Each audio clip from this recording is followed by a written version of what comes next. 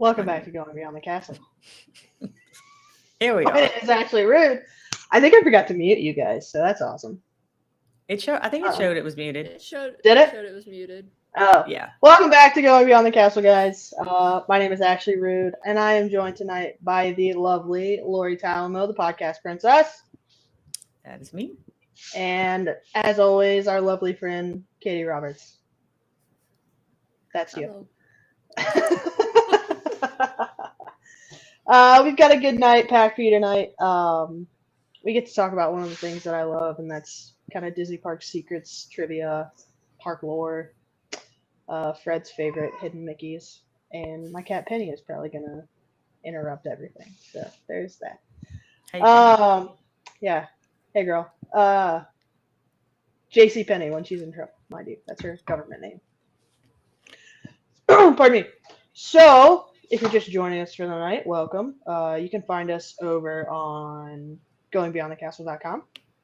You can find us at our Beacons channel, beacons.ai/goingbeyondthecastle. There you'll find our Twitter, our Facebook, our Patreon, our Instagram, our TikTok. If there's a social media for it, we're out there, and we are social media-ing to the best of our abilities. doing great. You're doing great. I'm trying, man. Like I said, join us on Patreon at the $5 level. That helps us out. And go check out our merch on our website, goingbeyondthecastle.com/merch. How was your guys' weekend? It was busy. Mm. We had a lot of stuff this weekend. I'm off Wednesday to Sunday next week, and I'm really hoping it's like downtime. Yeah, because you're about to need leave. some. Yeah, I'm excited for that though, because there's not going to be any downtime for that. So that'll be fun. But yeah, no, I'm hoping this week we get some downtime. This weekend kind of busy. Yeah. Katie, how was your day? It was busy. I mean, this weekend actually flew by really quickly. For me, at least. Yeah. But Good deal. They always fly. Yeah, Never it's enough no time fun. on the weekends. We need like an extra 5 to 7 days for the weekend. Yeah, and I'm the only one who has to work Monday and Tuesday. The rest of my family's off all week, so yeah, bummer. I have to work Wednesday too. I have to work Wednesday. Yeah. I took a vacation day, so. Yeah. I would say Thursday counts as my weekend because I got to see Wicked, but not really. How was it? What's the review? I loved it. But I love Wicked in general, so. Yeah. Lori, are you a Wicked fan? I have never seen any of them. I hadn't until the movies came out, and I watched it with Gabrielle, so I get it. Yeah. I want to watch them. I just haven't. I'm not a big musical person as it is. Some of them I enjoy, and some of them are kind of iffy. And Wicked's kind of don't come for me, but Wicked's kind of like for me. So, all right, let's jump into the news. Which there isn't really any news. A monorail caught on fire today, so that's kind of the only notable thing. Hello, Aunt Martha. I think we are chopping it up to an electrical fire on the monorail. No one was injured. Everything's fine. Probably won't see monorail silver for a while, but it's the only big news that came out today. The other thing I did want to mention, though, is we got Mickey at the Bellagio fountains. Like, why is no one talking about Fantasmic on, like, a bigger stage? Hello? The Bellagio. Doing his little thing everywhere. That's awesome. I saw something, but I didn't really look at it. But I did see that. Ashley tagged That's because I tagged you in it, and you didn't watch it, and I'm very offended. Oh, because I was at church, I think. Was that this morning? Probably. Yeah, I do remember you tagging me in something now. I think I was at church and didn't go back. I also tagged my friend Chris. He's my coworker, and he said, "Wow, the two most expensive vacation places all in one spot." I was like, "Wow, that's so true." Yeah. But yeah, I mean, putting some projections and some villains and snakes and dragons, and wow, you've got Fantasmic on a stage that's like 50 times bigger. That's I sweet. would have cried. Hi, So- Penny. And she's gone again. I don't know what her deal is, but she's here. All right, funny. so let's dive into our topic tonight, and that is, did you know Disney Edition? Fun facts, secrets, and hidden magic. We weren't gonna invite Katie, and then I thought, you know what? If I know things about Disney, Katie knows 10 million more things than I do, and I would love to just nerd out with her. in Well, public. wait. The way you said that, you made it sound like we had a conversation about inviting her, but weren't going to. No, we hadn't didn't. really talked. Yeah, I was like, wait, No. we didn't really No. talk about it. No. just- Yeah, Let's rewind here. yeah. I didn't think of inviting Katie until 3 days ago. Perfect. Yeah. Yes. Let me keep us out Yeah. of trouble here. Well, and she asked me, and I'm like, absolutely. Katie's always welcome. Yeah. So. So welcome. This episode's gonna be like 3 hours because I just can't shut up about any of it. So. Oh gosh. Well, I'm gonna leave y'all then. Wait, don't do that. No, I'm kidding. I'm kidding. What we'll cover first is behind the magic. What Disney leaves for you to discover. More so just like in the Imagineering aspect and kind of what goes into that. And Imagineers put their absolute heart and soul into Disney. Imagineers stands for imagination engineers, so you can only imagine like putting those two together and what you get out of it. They put details, they put history, they put hidden stories, they put sights, sounds, smells in there that no one ever thinks about, and that's the part that makes Disney so special for everyone. Yeah. I was gonna say some attractions that come to mind that kind of incorporate all of these things is, for me, one of them is Runaway Railway. Mickey and Minnie's Runaway Railway. You have the hidden story of Pluto trying to catch the picnic basket on the whole attraction. You also have the history of the Great Movie Ride just wrapped into that attraction. There's not really any smells in there, but you definitely have the sounds. You have the Nothing Can Stop Us Now song that no one likes. And by the end of We'll get the ride, get stuck in your head. but by the end of the attraction, you're singing it, and you're singing it for the rest of the day. Yep. And they have the acoustic version there at the end that kind of is slowed down and played when you're waiting to load into the area, and I think that's really cool. You have the fireworks that are going off beside you, obviously not real, but very LED, very cool, very projected as well. Mm-hmm. So I think that's definitely one of the newer rides that incorporates that Imagine Your Magic in there. Katie, did any come to mind for you? Put me on the spot. Probably one of my favorites would be Jungle Cruise. Just with everything that they, especially nowadays, they've like added onto the story with it. But like as soon as you get into the queue, you are a part of the Jungle Cruise story at that point. Yeah. And then even across the way at Skipper Canteen, they continue that story. So that's probably one of my favorites. I wonder why. Skipper Canteen is now our favorite place to eat at Magic Kingdom. It is so good. So Have good. you had the I can't believe it's not chicken? Because it is. Yeah, I don't get that one, but Josh has gotten that one. I don't know. Both times I went, I got the duck with the fried rice, and it's so good. Like I don't want to try anything else. But he did get the chicken, so I took a bite of his. And I think Olivia or somebody got it last time we went, but it's really good. It's definitely before I didn't do table service at Magic Kingdom, but I will do that one. I've never been there, so if the opportunity presents itself in January, we should do it. I mean, I'm down. Whatever goes. Yeah. It's the wild, wild west.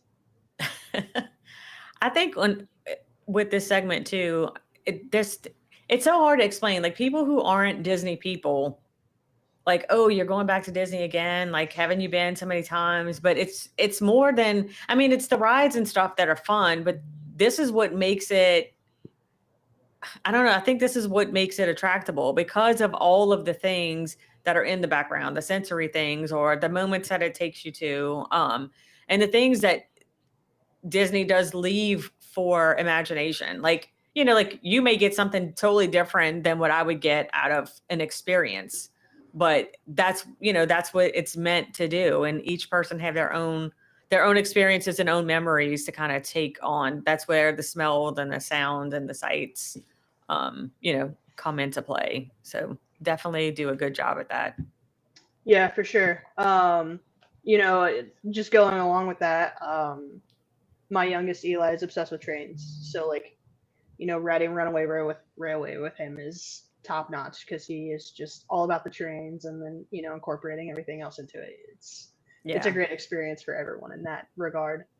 I think it's also unique that they were able to engineer Kilimanjaro Safari the way they did. It's one cohesive story to us, but in the background, everyone is working to keep all of the animals in their separate areas that they've all separated by, shrubbery and food and how they do all of that. Katie can probably speak more to it, but I think that's one example of A, the storytelling, and B, the enormous operation that goes into running a theme park. Yeah, definitely. Yeah. And another thing about those rides, Lori, your phone is blowing up. Oh, y'all can hear it? Yeah. Oh, because I haven't. Well, you shouldn't be able to hear it because my headphones are connected to the computer, not my phone. We can hear the It's vibrating. Fred. Yeah, we can hear it. Brett, is he texting us? He said someone forgot to update the description. Yeah, I forgot to log into the episode, so that's my bad. Tell him, Fred, go in there and update it yourself. I don't know how. Like, it's not even vibrating. That's so weird that y'all can hear it. Sorry. Yeah, it's my family too. I'm gonna put it on Do Not Disturb. Wow, thank you so much. You're welcome. And with those attractions, is you're gonna wait in line. You're gonna wait in line for 30, 40, hour and a half, 2 hours. And in that queue line is a whole nother story. It might be the story of the attraction you're riding on. It might be a story that has nothing to do with the attraction you're riding on. An example of great storytelling is Expedition Everest and Joe Rohde. That man traveled to, what's the city that Expedition Everest is in? Wow, I can't even think of it right now. He traveled there and he did all the research, and everything in that queue has everything to do with the Forbidden Mountain and traveling to Expedition Everest. And I think that is really cool. Yeah. Lori, can you think of any good examples of a queue that has great storytelling? So one of my favorites, well, gosh, there's a bunch of them. Avatar, Flight of Passage. Flight of Passage definitely has, and they have the queue with the Avatar. It's not an Avatar, but the Na'vi. The Na'vi. Yes. I mean, yeah, it's great, and especially for people who haven't been before, like to be able to go through that whole experience. I mean, now since we've been so many times, sometimes I'm like, okay, can we just get on the ride? Let's go. Yeah. And I don't know. Yeah, for Lightning Lanes, you still go through all of that. I know some of the ones like Peter Pan, if you do the Lightning Lane, you miss the queue. Sorry. But that one you go through. But it is super cool, especially for people who haven't seen it before. Yeah, and I mean, not only have they built these stories into the queues, but they've also built the interactivity piece into it. You have that's like Seven Dwarfs Mine Train. Yeah, you spin the gyms and you get them all to line up, and it makes a cool projection on the ceiling. Or you have Peter Pan's Flight, where you can, play with Tinkerbell. What was the other? Oh, Soarin' doesn't have the best queue by any means, but dang it, if you have a device, you can hook up to it and you can play the games on the screen, so it's not for nothing. Yeah, especially, which typically, there have been times when we waited a while, but not most of the time. Soarin's not too bad. But yeah, that's a fun little interaction that you get in the queue. And then also Guardians, of course. Yeah, not only does Guardians have about the Guardians in the attraction, but it also has the history of Epcot, which is super cool. You have Walt there, you have the original blueprints for Epcot in there. I think Star-Lord references veggie fruit. I've never been in the queue, but there are a lot of. You've never you've never done Guardians ever? I've done I it, thought you but did. I've done it, but I've never like walked the queue. We walked straight in when I did it. You need So, to like, walk the queue at least once because it's a very long queue, but Yeah. all the different elements inside of it are really cool. And yeah, you have to be in the queue at the perfect time to see Walt, or else you would Really never know he's there. interesting. Yeah, I was getting ready to say I don't know that I've ever seen Walt in the queue on Guardians. He's at the top where all those screens the screens are, where that part of the queue is, and he's only on there maybe 30 seconds. So that's why you have to be there like at the perfect time. Sorry, you guys Gotcha. can go around me. I'm waiting on Walt. Yeah. I'll ask Josh because if we saw it, he will remember. I don't remember seeing it. Phone a friend. So we're gonna have to. So if I buy a single pass for us all in January, will you do it, or are you gonna make me waste my money? I'd do it. I know you get sick, so I don't want to force you to do anything. Josh is not gonna probably not do it. I just won't So. eat until we write it. As long as you don't write it in the back half, it's not as bad. Yeah, see, I wrote it in the back. The front is not as bad as the back. I'm pretty sure we're the You know how bad I am. So. Yeah. So I mean, awesome. I'll write it. I just am nervous about it. That's all. Well, if we write it, we'll request like row 1 or 2. That way you're in the actual front. I feel so loved. Thank you guys. Yeah, we'll make it work. Maybe I can force Josh to do it too. We'll see. Tell him I'll hold his hand. Yeah. And I'll talk smack about Brian Kelly with him. There you go. Yeah. Yeah, he's we're like launching backwards. Have I told you all the things I hate about Brian Kelly? Keep him distracted. Yeah. Brian Kelly would hate this song. My mom said take Dramamine. Thanks, Terry. Yeah, I need to get the patches for the back of my ear and all the other things for it. That's what I do. I take Bonine. I take Bonine with me, and I take it every morning. So that way, just because I get car sick, so some motion sick, but I'm like, I'm not skip. I will risk getting sick. Like, I don't want to miss that ride. It's my favorite. Yeah, I think I'm gonna have to do it. I don't think I have a choice here, guys. Yes, you got to. All right, let's only when we go with Fred. We can't let Fred force us to do Tower of Terror. Oh, I'm not doing that, but I will not be we can ready force you to do Guardians. Yeah. Yeah.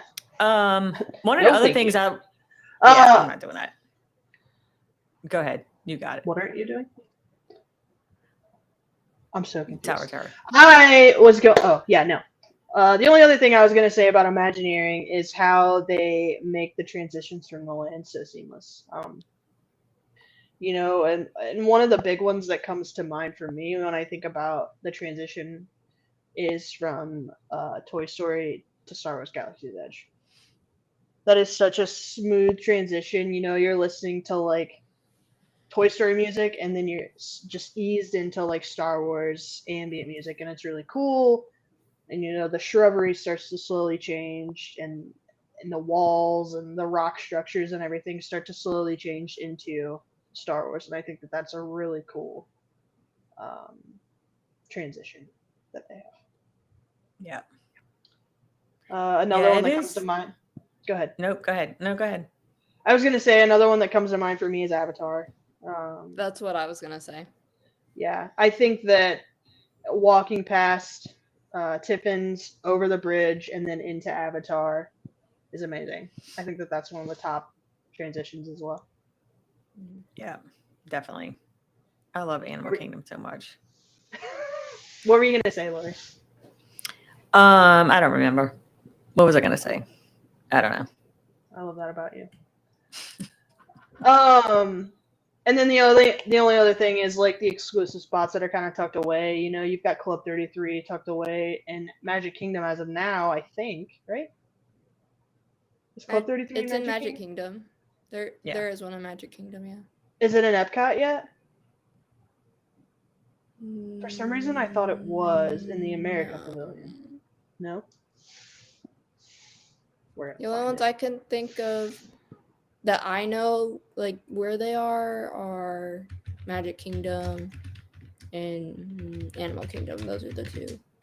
Where's the one in Animal Kingdom? Or maybe I'm just. Are you making things up? Let's see.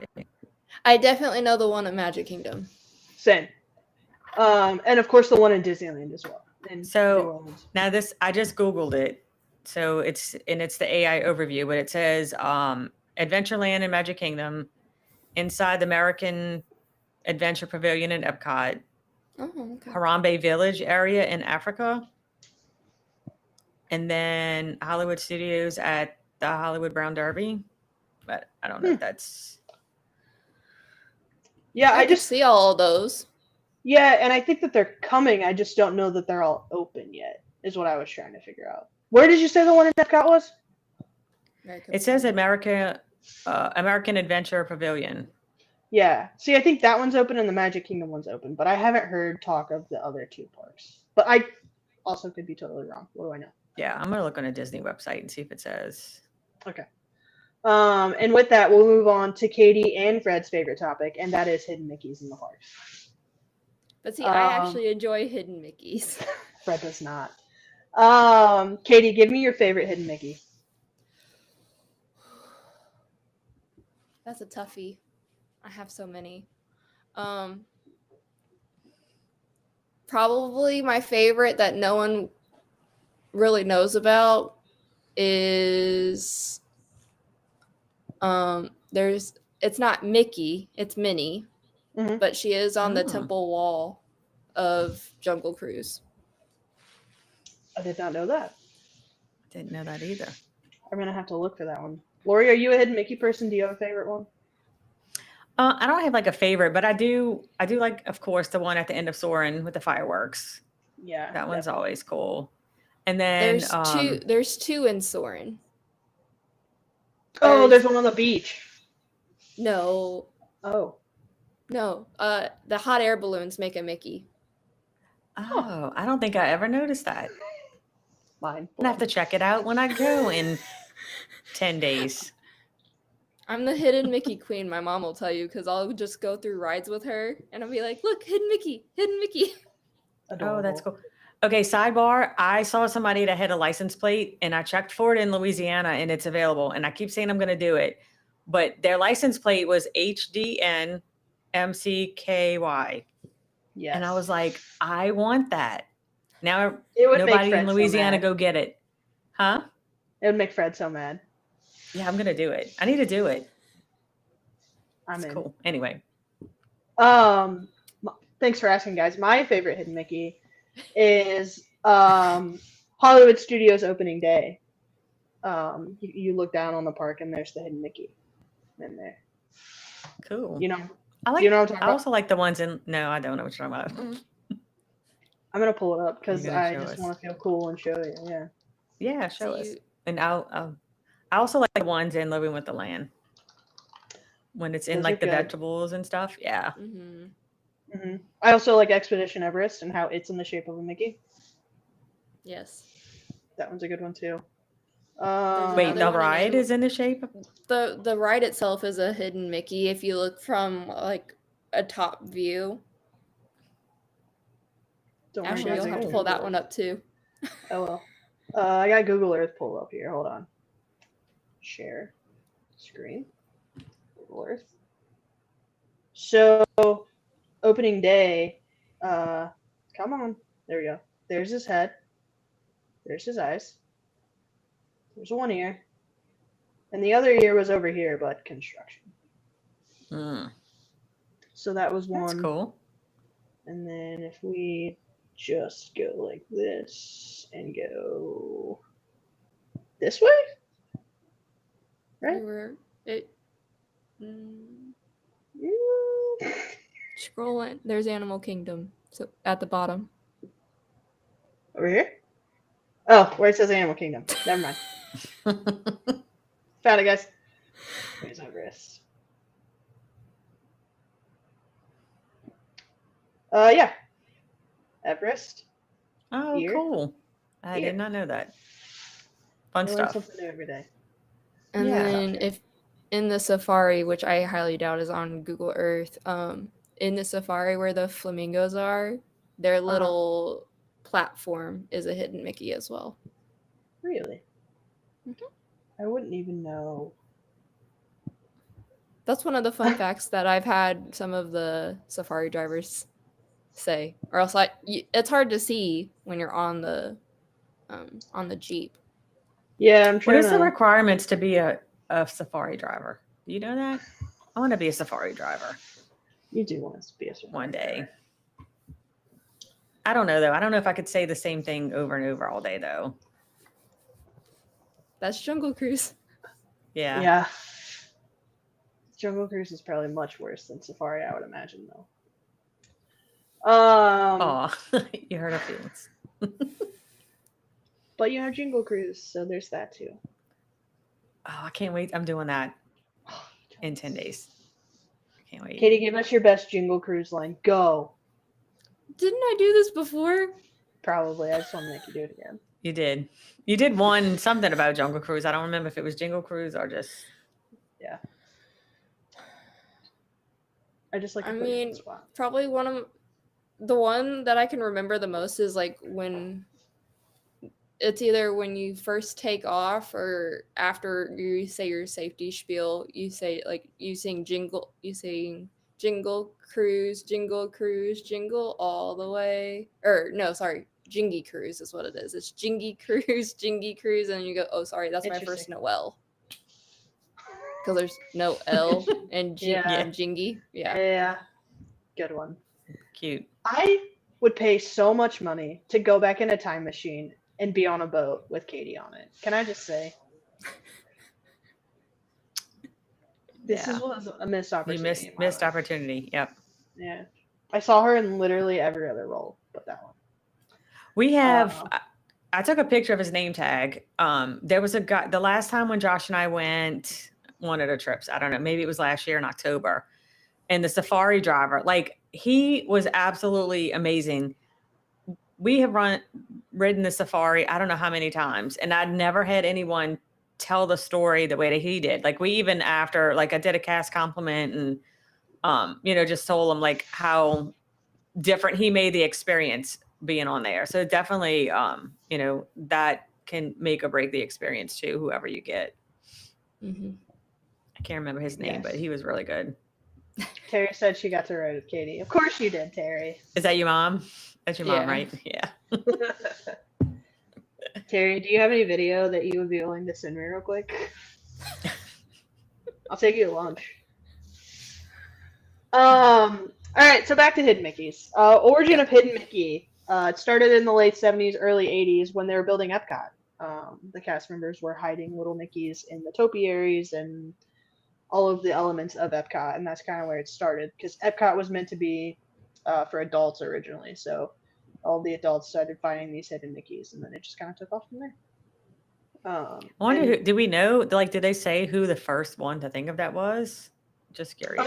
Maybe no, it didn't say. When I researched it, it was just kind of various. I wonder if they got a bonus. Right? They should have. Yeah. And I don't know what exactly qualifies a hidden Mickey. How do you know? When Lori mentioned the fireworks in Soarin', is that really a hidden Mickey? Because it's right in front of your face. No offense, Lori. So, I'm just wondering, how do you qualify a hidden Mickey? Oh, yeah, because it's not really hidden. Yeah. There are standards, but I don't I really don't remember, what our official ones are, considered official hidden Mickeys from what standards. But I know there's, guest ones, and then there are actual, Disney official ones. Gotcha. Lori's going to look it up. I am. While you're looking it up, there can be many forms of hidden Mickeys, no matter the qualifications. They can be hidden in wallpaper, for example. I know there's some hidden minis. I think there are Mickeys and Minis in the wallpaper at Rumi's Ratatouille Adventure. That one comes to mind for me. No? Yes? I thought you were thinking about it. I've only also ridden that twice. So. Oh yeah, it's better now, so you can write it now. The other day when I went and I braved the crowds, it was a 105-minute wait. I wasn't doing Never that. mind. Yeah, no, thank you. Wait, what was that for? I got sidetracked. Remy's Rad 105. City Adventure. Oh, Another cool hidden Mickey that comes to mind for me is if you stand in just the right spot at Journey of the Little Mermaid, Journey Under the Sea of the Little Mermaid. You stand in just the right spot, you can see Steamboat Willie. Yes. But you have to like close one eye, cock your head 15 degrees, and like really look at it. But it's there. There's hidden Mickeys in shadows. There's seasonal hidden Mickeys, of course, as well. You just really got to keep your eyes peeled and go with Katie because she can tell you where all of them are. I have a feeling we will come back in January with a lot more. Some new ones. Yeah. We'll have to ride Spaceship Earth because there are some in there that no one really knows about. And my roommate, a while back, was the one that showed me those. So I was like excited because I said, "Ooh, I have more to add to my list." Yes. Do you have a list, like to yourself? You do. I have a list of myself, but my mom's also right. I have a book of like the official ones. Yeah, I had one that I was gonna send to Fred, but I forgot to put it in the package. I don't know where it went. What's the verdict here, Lori? It just says an intentionally hidden image of Mickey Mouse, often the classic 3-circled head, incorporated into the design of Disney attractions, resorts, and parks. So it doesn't really say. So yeah, I guess I don't know. Does it have to be like hidden and you find it, or are the obvious ones not? Maybe it's considered an Easter egg. That's not an Easter egg. No, I don't know. No, a lot of the, in my eyes, an Easter egg is especially in the parks. From my perspective, would be, for example, Great Movie Ride or Frozen. They leave behind something of that previous attraction. So Frozen, they're in the gift shop, at least there's still those trolls from the Norway ride. And then in not Great Movie Ride, in Mickey and Minnie's Runaway Railway, there's stuff that is related to the Great Movie Ride. She still seems like she's researching. Did you guys see where I clicked on something and a video was playing. I'm like, I didn't want it to play on my ears. Did you see where the showgirls from the Great Movie Ride are in the merchandise displays at Hollywood Studios? No. I did see that. No? I saw that someone who is infamous has one of them in his living room, though. I don't know how much attention we want to give it. It's the same guy who was accused of taking Buzzy.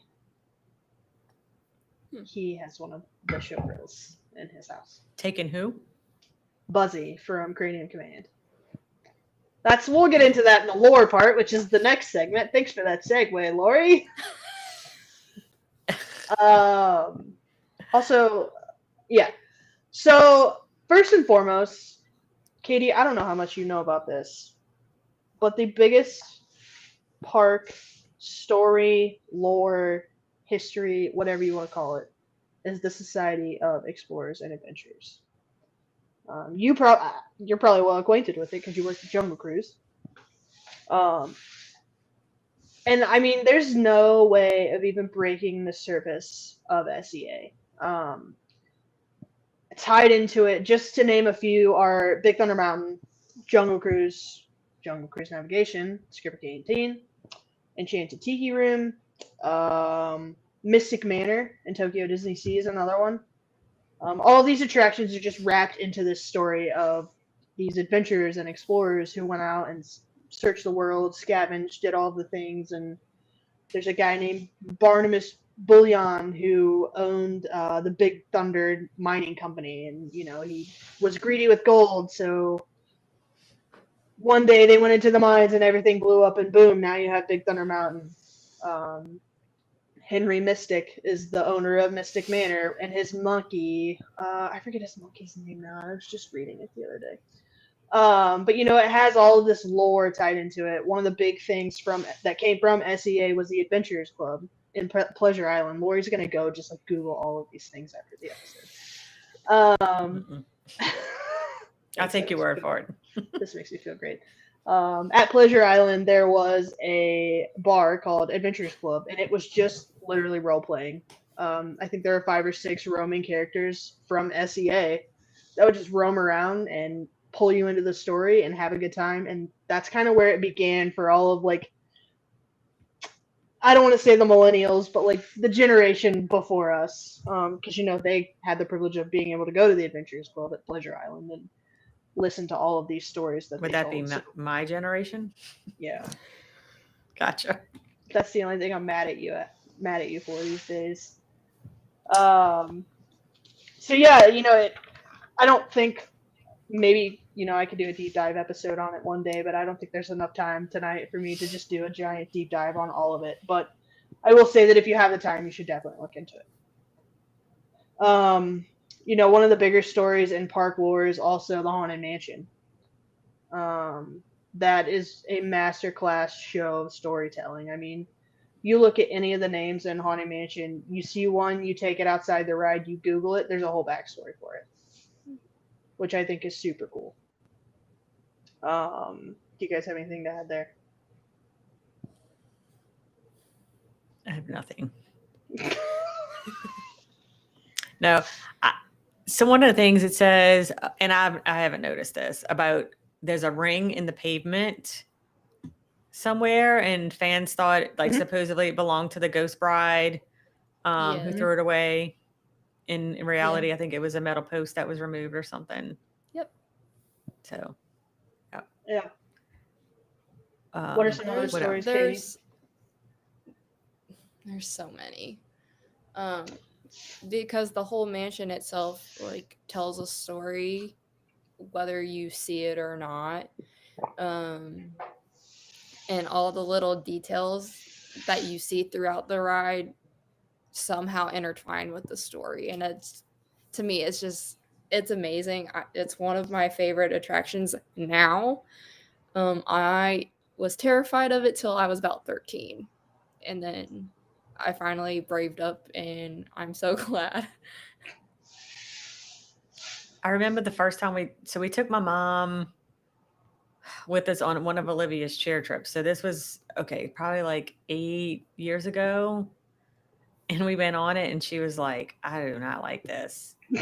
And she's like, I mean, she was looking at it from a different perspective.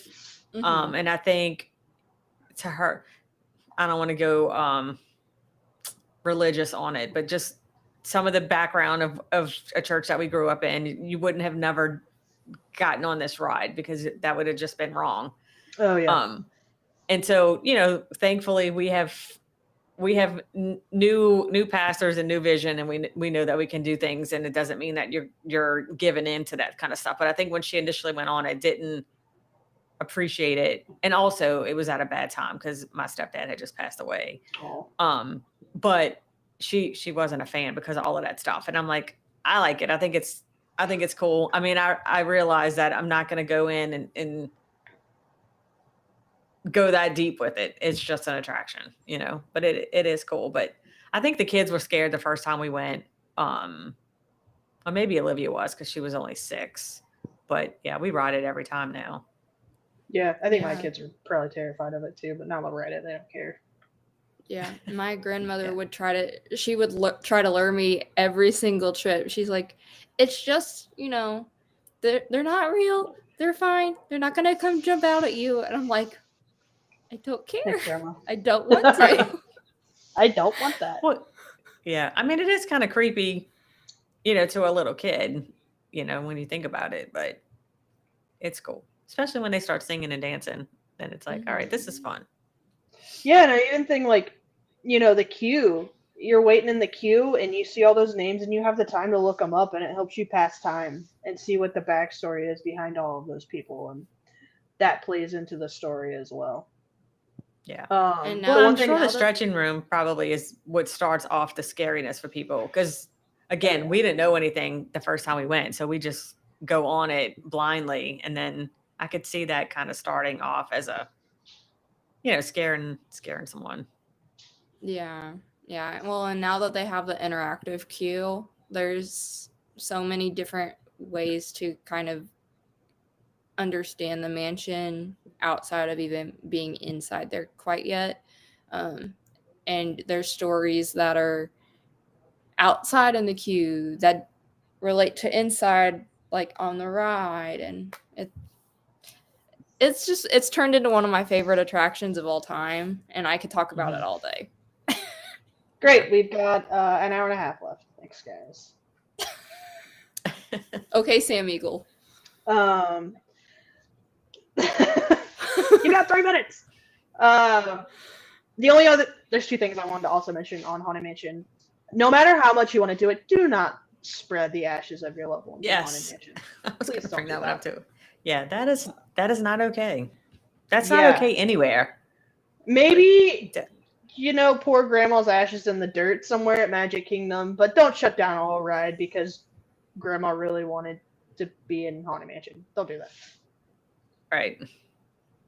And then the other thing I wanted to mention was historic, but there's an Imagineer, his name's Rolly Crump, and he was kind of the mastermind behind the weirdness of Haunted Mansion, the wallpaper, and all of these things he helped create. And one of the things he did when he opened the Haunted Mansion is he went to Walt and he said, hey, when we open this attraction, we also want to open up this walking museum called the Museum of Weird.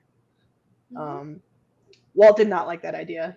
He thought Raleigh was crazy, which, he was. He's really crumb. If you look up a picture of him, you'll be like, yeah, that makes sense. But some of the things from the Museum of Weird were actually pulled into the Haunted Mansion, which is really cool as well. So definitely look into the Museum of Weird, Rolly Crump, Rolly, Lori, while you're typing, just to help you out there. Oh, I thought you said Wally, so you're good. Because a Wally Crump did come. Oh, it does come up, Raleigh Crump. Yeah. I think he's still with us. No, I don't think he is. Bob Gurr, I believe, is. Oh, he died in March of 2023. Yeah. Bob Gurr is still with us. Mm-hmm. Thank the Lord. And Tony Baxter is also still with us, 2 very notable Disney Imagineers. And Joe Rohde, of course. Whenever we talk about naming anything, I always say, well, let's make the middle name Robert, because Bob Gurr. It never works for me. Penny's middle name is not Robert.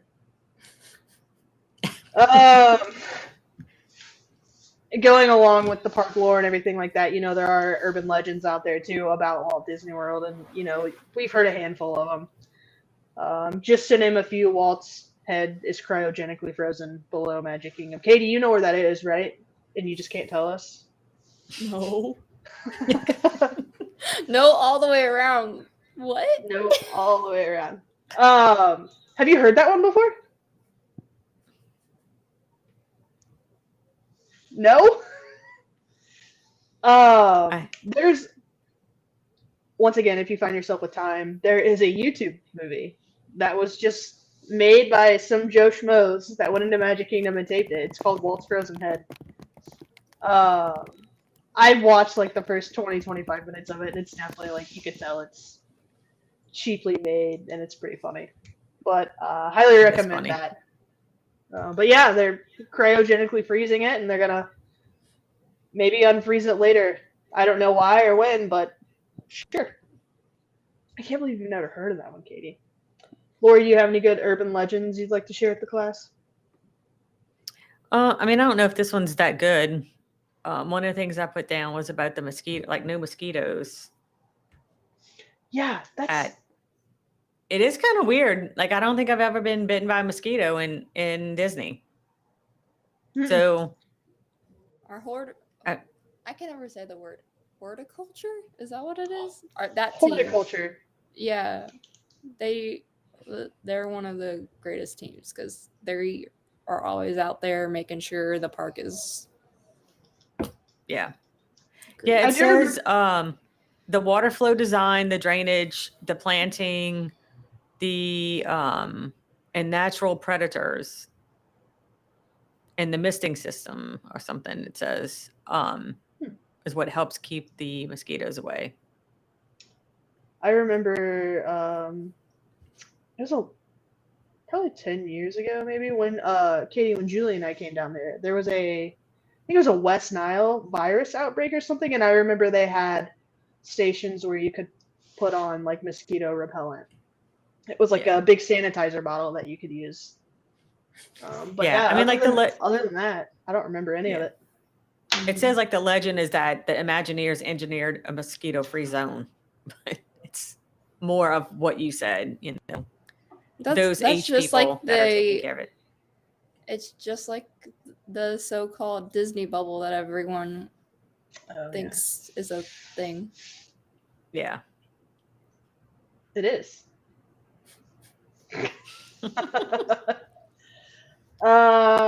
Disney urban legend. Scattering of the ashes, of course, is an urban legend. People scatter them wherever they want.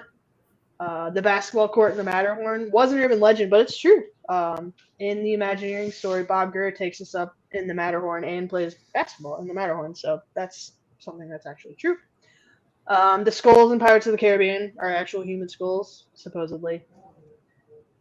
Don't know the truth to that, but it's out there. And then my favorite one is River Country closed because of brain-eating bacteria. Duh.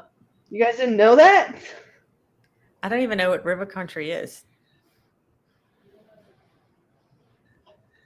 Wow. All right. Well. What is that? That's like before my time. When did it close? Ooh. Is that Ash? I think that's Ashley. Did we lose her? Looks like it. Yeah. Are you back? My phone stole my headphones. Oh. I think I'm back. We're good. Yeah, River Country is right by Fort Wilderness. It is where they're building that hotel right now. I gotcha. But yeah, people are saying that it closed because of brain-eating amoeba. I gotcha. Yeah, it closed in 2001. So my first, I mean, I went a couple of times when I was younger, but like my first real trip is 2014. Yeah, I think my first trip was 2000 or 2001. I don't remember it. I was in like kindergarten. Katie, you're tip-tapping.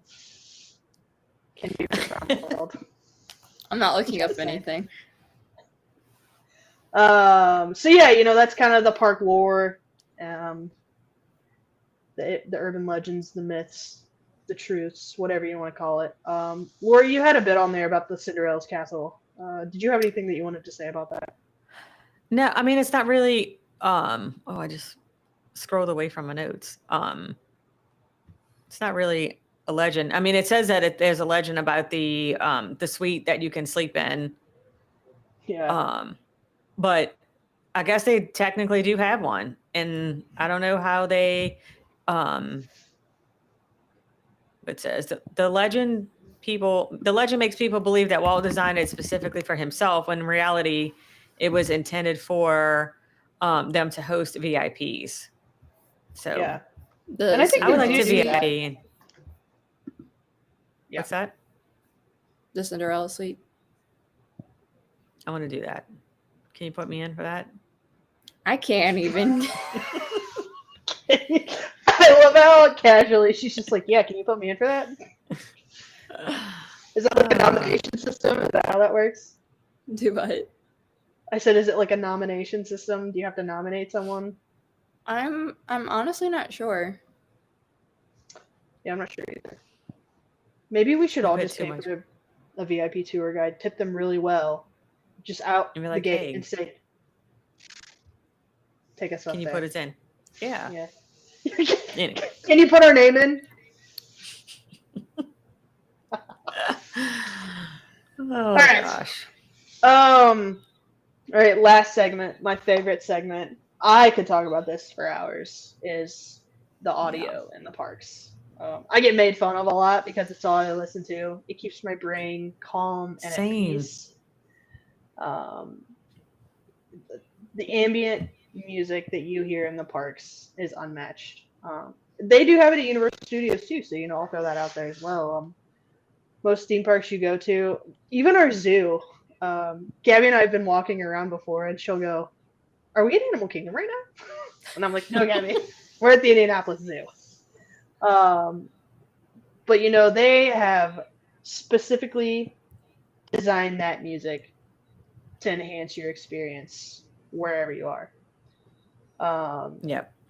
There are many different ways to consume this music. There are different radio stations, just to name a few: Sorcerer Radio, Subsonic Radio, Deep Park Radio.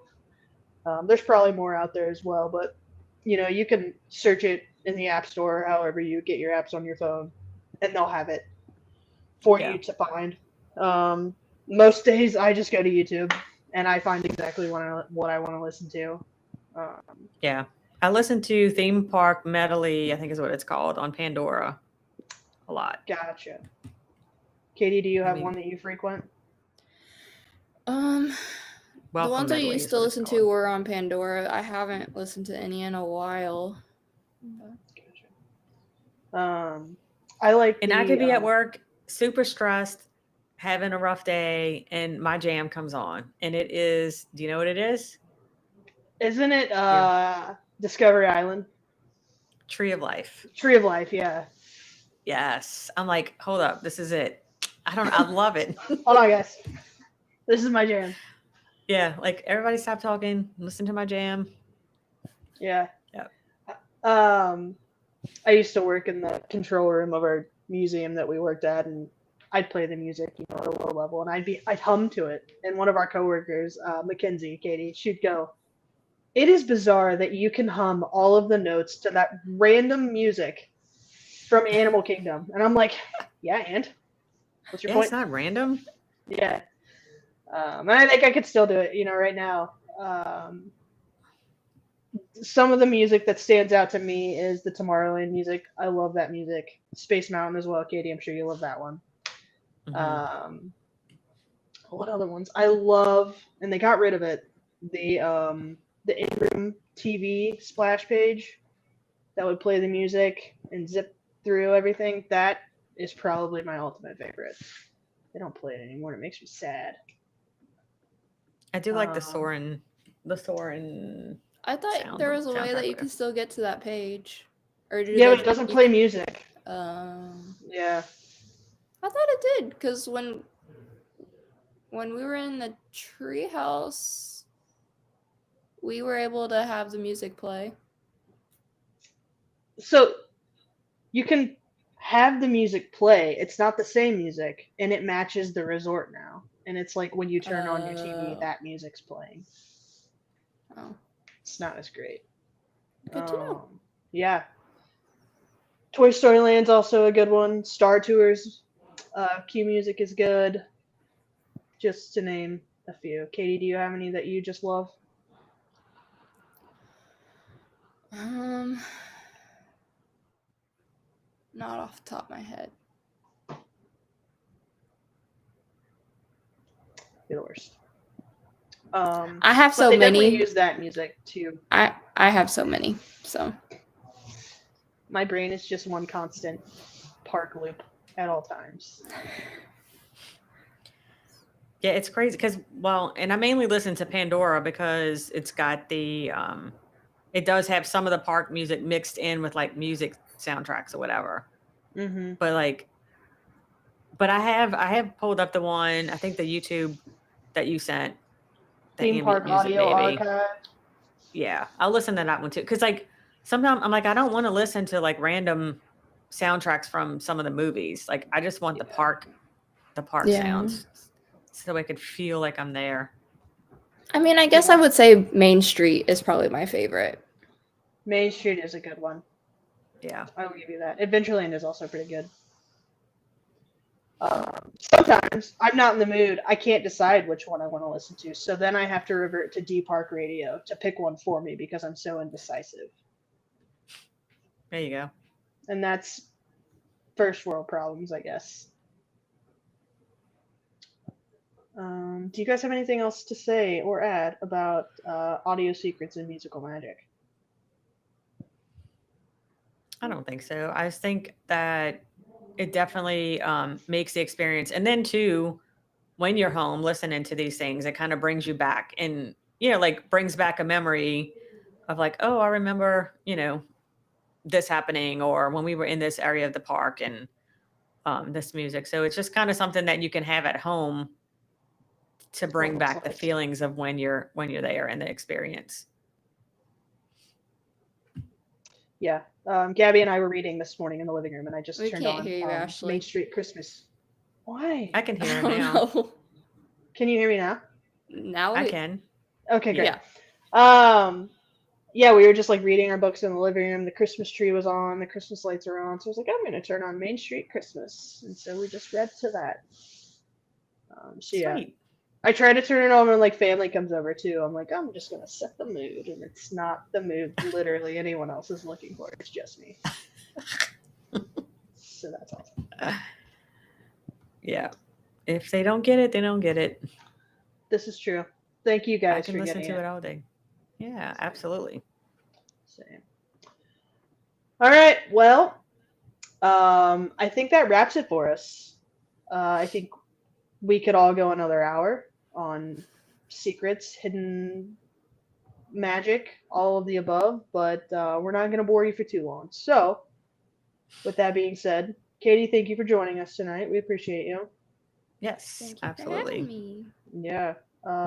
Lori, thank you for showing up on Like Fred. We appreciate you. Perfect. Fred is out of town with his family. I guess I should have addressed that at the top of the hour, but yeah, Fred is. Yeah, we just rolled on without him. Yeah, as we do. It's been fun. Thank you guys for joining us tonight.